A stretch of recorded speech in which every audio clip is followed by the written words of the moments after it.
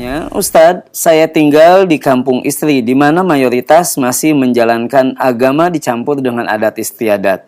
Pertanyaannya, bagaimana cara saya dalam bermasyarakat, Ustadz, agar tidak dijauhi? Barakallah.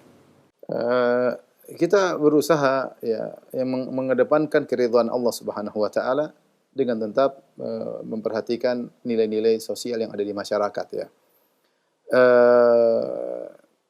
Kalau memang ternyata mereka melakukan adat istiadat yang tidak syar'i, kemudian kita diajak ya. Terkadang yang tidak syar'i tersebut nyerempet ke kesyirikan, terkadang nyerempet kepada kebid'ahan, maka jangan kita lakukan. Tetap kita ramah tamah dengan mereka karena kebanyakan masyarakat tidak ngerti. Mereka menyangka itu hak, mereka itu menyangka itu benar. Kalau ada yang tidak melakukannya disangka aneh. Ya, saya juga dulu begitu. Kehidupan di kampung seperti itu tiba-tiba ada orang mengatakan tidak boleh ini saya heran. Kaget ya. Sebagaimana para sahabat dahulu, mereka biasa tidak melakukan sesuatu, tiba-tiba ada yang melakukan, mereka juga heran.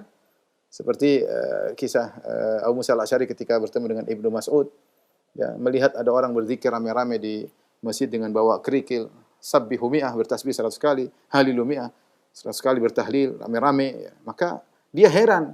Sahabat begitu, ini heran, ini tidak ada di zaman Nabi melakukannya. Para sahabat maka dia heran, dia tanya kepada Ibnu Mas'ud. Tapi Ibnu Mas'ud akhirnya mengingkari ya. Dan wajar jika kemudian kita tidak melakukan bid'ah, kita dianggap aneh. Kita tidak dianggap aneh. Seandainya yang mereka lakukan di zaman Nabi, mereka akan dianggap aneh di zaman para sahabat. Oleh karena tatkala kita tahu kebanyakan mereka di atas kejahilan, maka kita lebih lembut kepada mereka ya.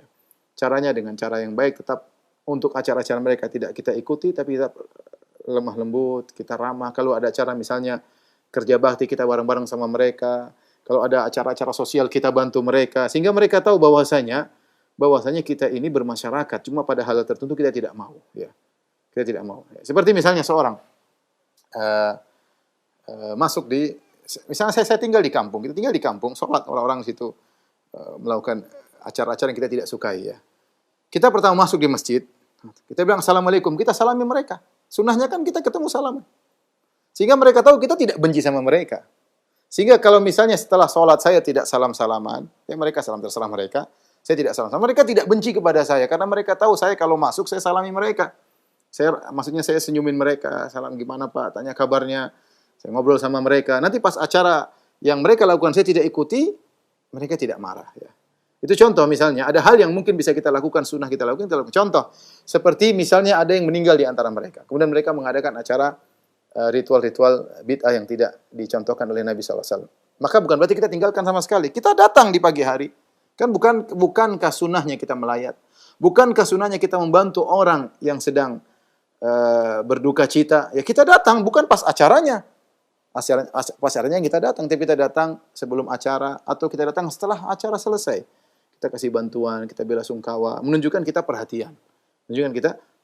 Selama kita bisa menjalankan sunnah, ya kita kerjakan. Kalau ternyata harus terjebak dengan acara-acara yang ritual yang tidak benar, maka kita tinggalkan. Dengan cara yang baik, dengan senyum, dengan lemah lembut, tidak perlu kasar-kasar, karena kebanyakan mereka tidak ngerti.